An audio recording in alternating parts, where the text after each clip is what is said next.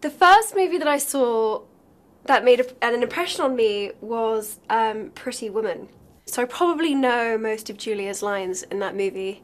I probably saw it when I was 7, which is really inappropriate. I had played a swallow in The Prince and the Swallow. I played an angry cook in Alice in Wonderland. I played a witch in Arthur the Early Years. That was my whole acting career before I got the role as Hermione in Harry Potter. So I was 9. I loved learning my lines. I was completely obsessive and I would do it over and over and over again. Funnily enough, in the first Harry Potter film, if you watch carefully in some scenes, you can see me mouthing Harry and Ron's lines as well as my own, because that's just what I was like. I was crazy. I ended up doing 8 auditions to get my role.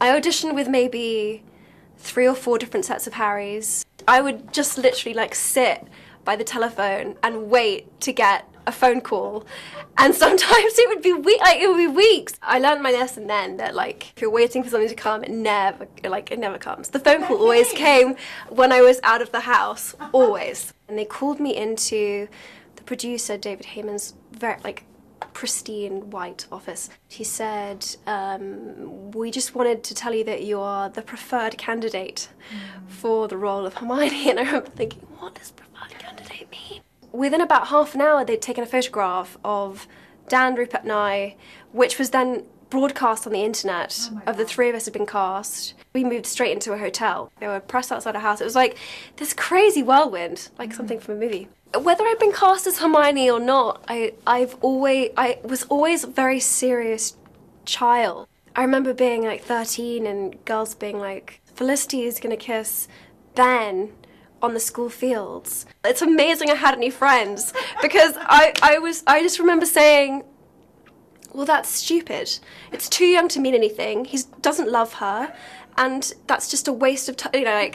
Drinking or being sexy or smoking never really held any allure or excitement for me. I wanted to wear a sports bra up until I was 22. I couldn't care less. So I guess I've just never been in a terrible rush to grow up or be seen as a woman all of a sudden. Bling Ring is the first role when, gosh, Nikki is so different to me. How do I try and understand a young woman who loves these things so much that she's prepared to commit crimes in order to have them? Trying to make sure that Nikki wasn't a parody was my biggest challenge.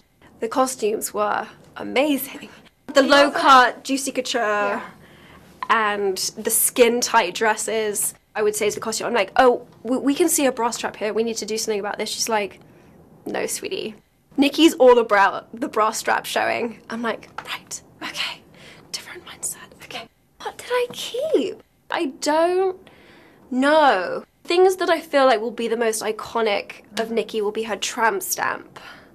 And I can't really keep the tramp stamp. It was a lotus flower, kind of like a Buddhist symbol just above her butt crack. It was great, really classy.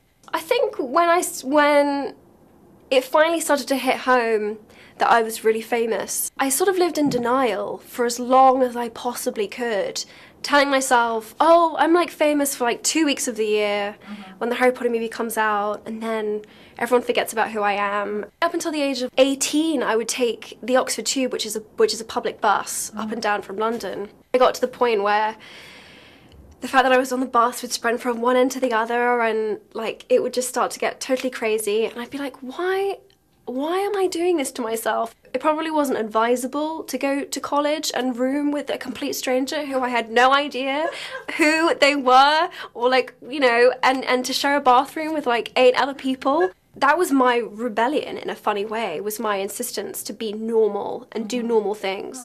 Every day was a new day, and I just had to see how it went.